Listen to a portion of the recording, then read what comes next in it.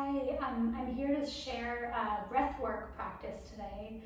I will confess just right off the bat that this is not 100% my comfort zone, which is just probably more reflective of my character than anything else.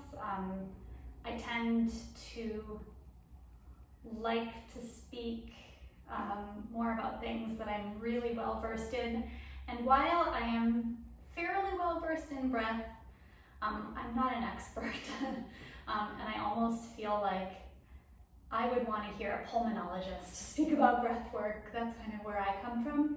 That said, I have been teaching breath work for almost 2 decades, and I do have some experience, which is an understatement. I have a lot of experience, but like I said, when I'm speaking about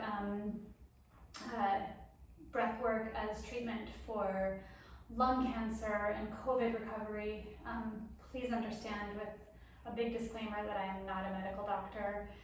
This is just purely my life experience, what I've witnessed. So in my last email, I put out a call saying, if you need a practice, please reach out to me.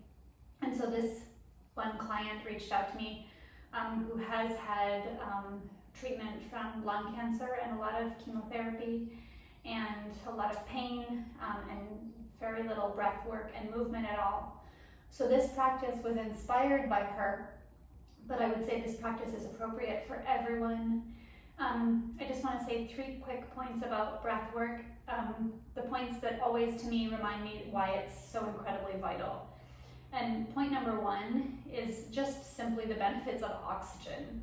We all know what happens to us when we are oxygen deprived. We don't think as clearly. None of the systems in our body work as well. And by the same token, when we're breathing properly, we think more clearly, we function better. Every system in our body works better. Immune system, endocrine system, digestive system, everything works better.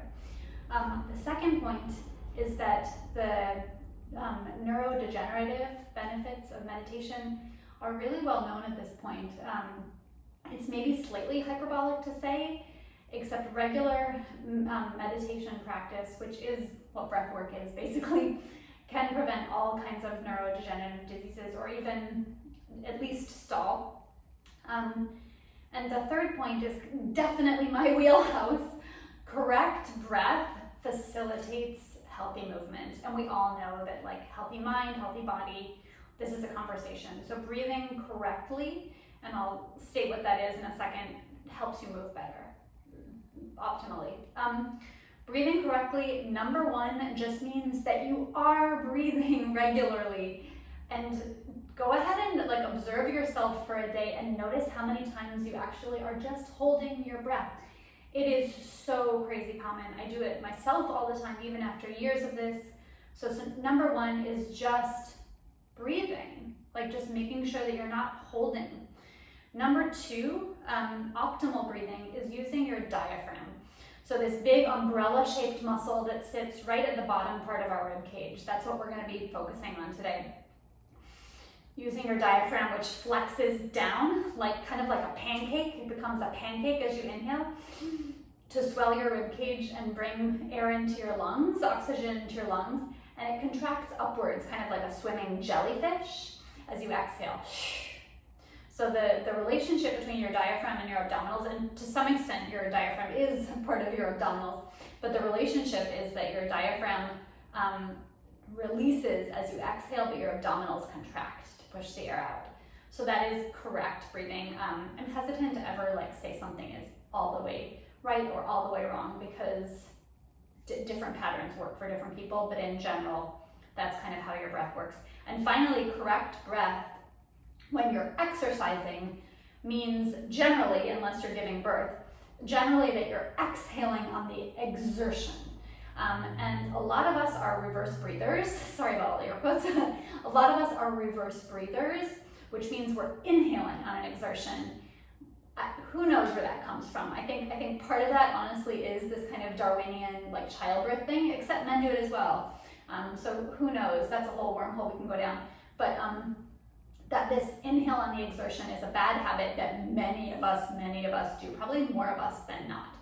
So check in with yourself when you're working out, if you're lifting a heavy weight or if you're doing an ab curl, that you're exhaling your abs to your spine on the exertion. Today's practice will not be that. Today's practice is simply coaxing the breath back into the body in a really full kind of way. So we're going to explore like 3 or 4 different positions. Again, I'll try to keep it really brief because it is a mini flow. So I'd like you to start on your back. So you can start with either the legs bent or straight. And we're going to bring your right hand onto your low belly.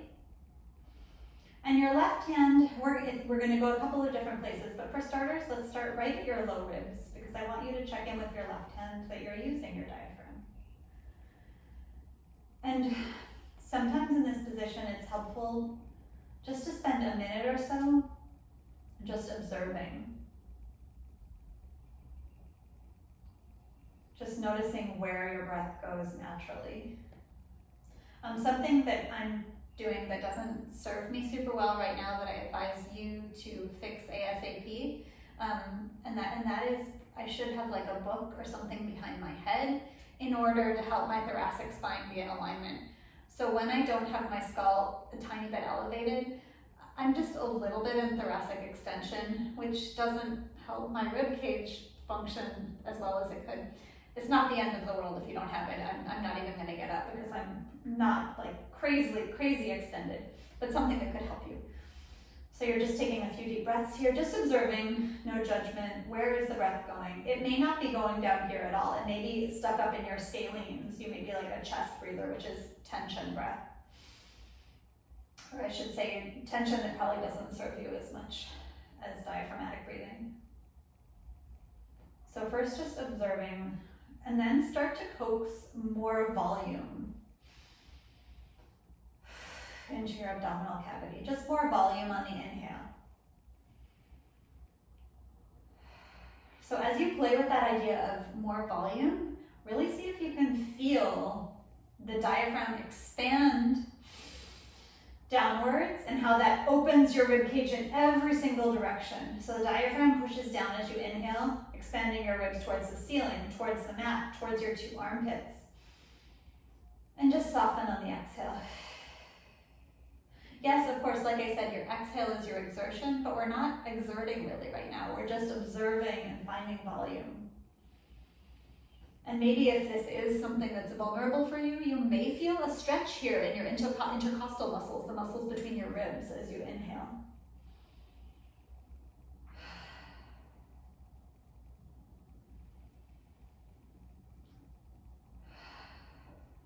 I'm not super strict about how you breathe. I certainly think there's some value in nose breathing, like that's kind of what it's for. But as you can see right now, I am breathing with my mouth a little bit more just because for me today, it feels like I get more volume that way.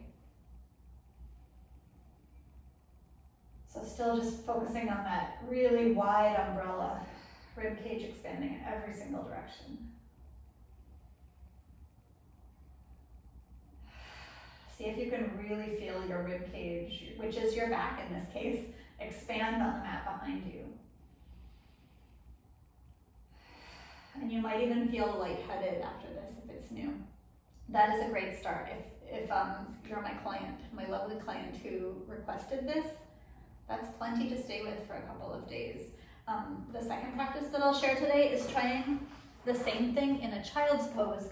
This position is really helpful because in child's pose, our front ribs are kind of collapsed and our back ribs are expanded.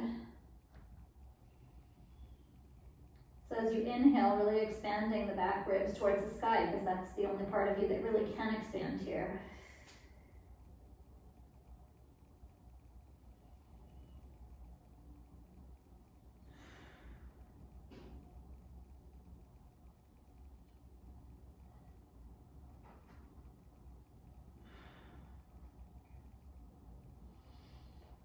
The last 2 positions that I'll share are a little bit more like for the intercostals, lateral movement. So for this next one, you can either sit cross-legged, excuse my skirt. Cross-legged is fine. The 90-90 position is fine. It's a little bit more of a stretch. So like I said, cross-legged is more gentle, 90-90 is more of a stretch. I'm gonna show the 90-90 because it's probably the one that's less familiar. So we're gonna come into a side bend towards your internally rotated leg. So we're coming into a side bend. So what that does is that it stretches this right rib cage, these right intercostals. If you want a bigger stretch, the arm can reach up. If this is a lot on your neck, really let your head hang. And you're just feeling how when you inhale, the stretch gets really intense. Really feel that rib cage fan open like an accordion as you inhale.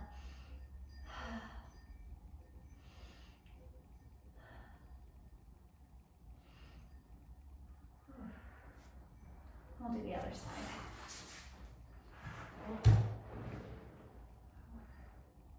This is my sticky arm, so I don't go super high. Ooh. And again, for string players, that's probably your tight side. It's funny, sometimes on the tight side, because there's so much resistance, a stretch doesn't feel as intense, which is kind of ironic, right? So I often have people are like, that's not my tight side, and it's like, yeah, but you can't move at all. So we're not even tuned into the resistance. So yeah, on this side, I almost feel it more on my shoulder because my rib cage can't quite succumb to lateral flexion.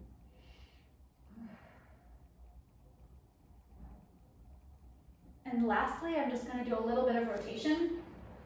This one, the movement kind of does the stretch for you. So there's a couple of different ways you can do this. You can either start on your back and let your knees drop over to the side, or you can start on your side and open your chest. Very, very, very subjective. And like I said, it's just the movement that's helping my rib cage open here. That one is so relaxing.